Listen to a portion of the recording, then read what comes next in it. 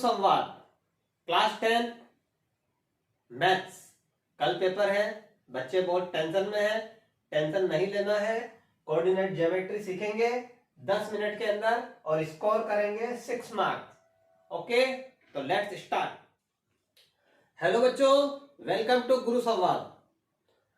2 घंटे प्रिपरेशन करेंगे और एग्जाम के क्रैक करेंगे, ठीक है, क्योंकि टाइम बहुत कम है। कल एग्जाम है, केवल 2 घंटे हमारे पास में है मैथ्स का पेपर क्रैक करने के लिए, ठीक है।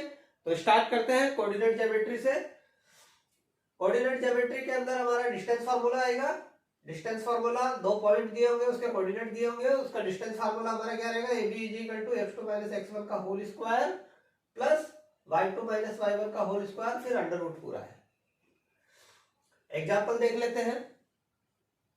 2 पॉइंट दिए हुए हैं P और Q, उसके कोऑर्डिनेट दिए हुए -2, 3 और 4 और -5। डिस्टेंस फार्मूला क्या है अपना, x2 - x1, x2 - x1, x1 कितना है -2 और हमने इसको होल स्क्वायर कर दिया, प्लस y2, ये y2 -5 और y1 तो माइनस और ये 3 और इसका होल स्क्वायर। देखिए ये माइनस और ये माइनस प्लस हो गया, तो 4 + 2 का होल स्क्वायर हो गया। इधर ये माइनस और माइनस प्लस हो जाएगा, -8 का होल स्क्वायर। 4 + 2 6 का होल स्क्वायर करेंगे 36 आ जाएगा, -8 का स्क्वायर करेंगे तो 64 आ जाएगा। दोनों को सम करेंगे तो 100 हो जाएगा और 100 का रूट निकालेंगे 10 हो जाएगा। तो हमारा PQ डिस्टेंस क्या हो गया, 10 हो गया, ठीक है। सेकेंड, इसके अंदर सेक्शन फार्मूला बताया गया है। सेक्शन फार्मूला क्या होता है, एक पॉइंट A है, दूसरा पॉइंट B है। A के कोऑर्डिनेट x1 y1 है, B के कोऑर्डिनेट x2 y2 है। अगर ये दोनों कहीं पे इसके बीच में एक P पॉइंट है जिसके कोऑर्डिनेट हमको पता नहीं है, इसके कोऑर्डिनेट मान लेते हैं कि x और y है और ये इस लाइन को m1:m2 के रेशियो के अंदर डिवाइड कर रहा है, तो अब हमको इस पॉइंट के कोऑर्डिनेट निकालने हैं। तो इस पॉइंट के कोऑर्डिनेट निकालने के लिए क्या करेंगे, हम x निकालना पहले, तो m2x1 प्लस m1x2 और डिवाइडेड बाय ये दोनों जो रेशियो है उन दोनों को सम कर देंगे। इससे हमारा x का वैल्यू निकलेगा। सिमिलरली y का वैल्यू निकालने के लिए हम जहां पर x1 था वहां पे y1 लिख देंगे, जहां पे x2 था वहां y2 लिख देंगे। m2y1 प्लस m1y2 और अपोन में आ जाएगा m1 प्लस m2। तो इससे x और y के कोऑर्डिनेट निकल जाएंगे, तो हमको पता पड़ जाएगा सेक्शन फार्मूला के अंदर जो P पॉइंट है जो इस लाइन को क्या कर रहा है, डिवाइड कर रहा है, इंटरसेक्ट कर रहा है m1 और m2 के रेशियो में, तो उसके कोऑर्डिनेट हम यहाँ से निकाल पाएंगे, ठीक है।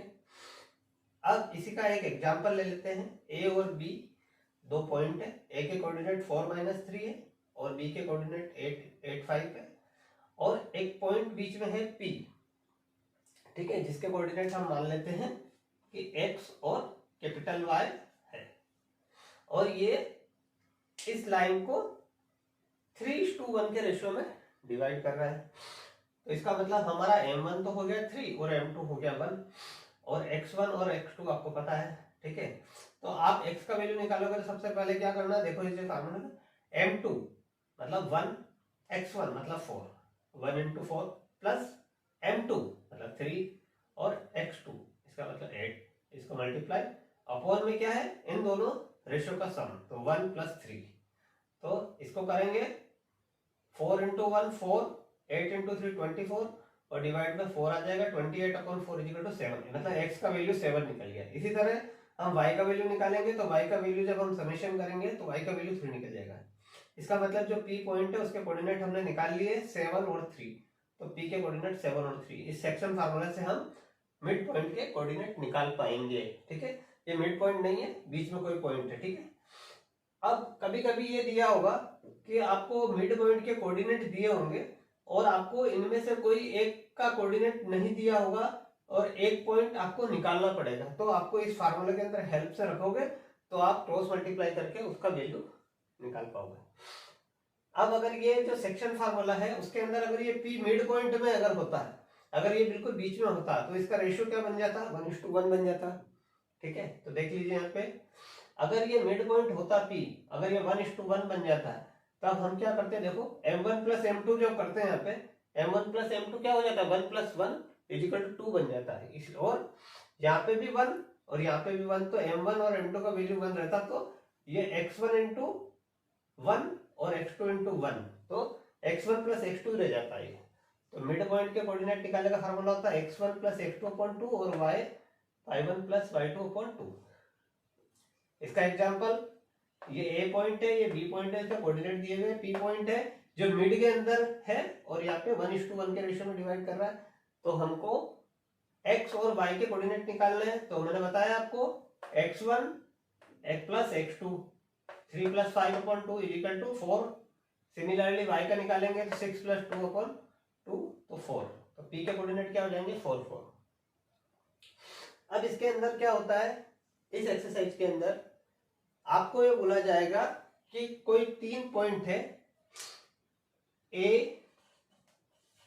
B और C, इनके कोऑर्डिनेट आपको दिए हुए होंगे और आपको पूछेंगे कि आपको ये प्रूव करना है कि ये पॉइंट कोलिनियर है। कोलिनियर का मतलब क्या होता है, एक लाइन के अंदर है। एक लाइन का मतलब अगर A पॉइंट यहां पर है, B पॉइंट यहां पर है और C पॉइंट यहां पर है, तो ये तीनों पॉइंट एक लाइन में है, ये हमको प्रूव करना है। अच्छा, अगर ये पॉइंट एक लाइन में नहीं होंगे तो क्या होगा, वो भी बता देते हैं। ठीक है, अगर ये एक पॉइंट एक लाइन में नहीं होते, जैसे A पॉइंट यहाँ पर है, B पॉइंट यहाँ पर है और C पॉइंट यहाँ पर है, तो आप देख पाएंगे अगर मैं A को B से जोड़ता हूँ और B को C से जोड़ता हूँ, तो आपको यह लग रहा है कि अगर मैं A को C से जोड़ूंगा तो एक ट्राइंगल फॉर्म हो जाएगा। ठीक है, अगर हमारा ट्राइंगल फॉर्म हो रहा है, इसका मतलब ये पॉइंट कोलिनियर पॉइंट नहीं है। ठीक है, तो कहीं कहीं पे आपको ट्राइंगल के एरिया को 0 करके आपको इसको प्रूव करना पड़ता है कि ये ट्राइंगल नहीं है। लेकिन इस एक्सरसाइज में ट्राइंगल का फार्मूला आपको यूज नहीं करना है। ठीक है, आपको यहाँ पर डिस्टेंस फार्मूले से ही इसको करना है। कैसे करेंगे, A के कोऑर्डिनेट दिए होंगे, B के कोऑर्डिनेट दिए होंगे, तो आप AB डिस्टेंस निकाल लेंगे डिस्टेंस फार्मूले से। सिमिलरली B और C के कोऑर्डिनेट होंगे तो BC निकाल लेंगे और A और C के कोऑर्डिनेट से AC निकाल लेंगे। इनके बीच में अगर ये रिलेशन आ जाता है, कोई भी दो लेंथ है ना, AB plus BC equal to AC हो जाए या AB plus AC equal to BC हो जाए, अगर दो साइड का सम अगर तीसरी साइड के बराबर है ना, इक्वल है, इसका मतलब क्या है, वो तीनों पॉइंट A B C क्या है, कोलिनियर है। ठीक है, इस एक्सरसाइज में आपसे ये भी बोला जाएगा कि आपको डिस्टेंस फार्मूले से ये पता करना है कि ये रेक्टेंगल की वर्टेक्स है या नहीं है, किसी इक्विलेटरल ट्राइंगल की वर्टेक्स है या नहीं है। अगर ये पता करना है तो हमको डिस्टेंस फार्मूले से पहले डिस्टेंस निकालेंगे, फिर डिस्टेंस निकालने पे हमको चारों साइड आ जाएगी इक्विलेटरल ट्राइंगल की आ जाएगी। अगर वो तीनों साइड इक्वल आ गई तो इट मीन्स वो इक्विलेटरल ट्राइंगल है ना। और अगर रेक्टेंगल है तो रेक्टेंगल की ऑपोजिट साइड इक्वल होती है। अगर ऐसा आ गया तो हमको ये पता पड़ जाएगा वो है। ठीक है, तो ये एक्सरसाइज कोऑर्डिनेट ज्योमेट्री यहाँ पे खत्म करते हैं। ये 3 फार्मूले आप लर्न कर लोगे, कोलिनियर पॉइंट और डिस्टेंस फार्मूला और सेक्शन फार्मूला, तो आप इस एक्सरसाइज के आने वाले सारे क्वेश्चन सोल्व कर पाओगे एग्जाम के अंदर, कोई दिक्कत नहीं आएगी। नेक्स्ट चैप्टर हम करेंगे। ठीक है, बने रहे हमारे साथ में।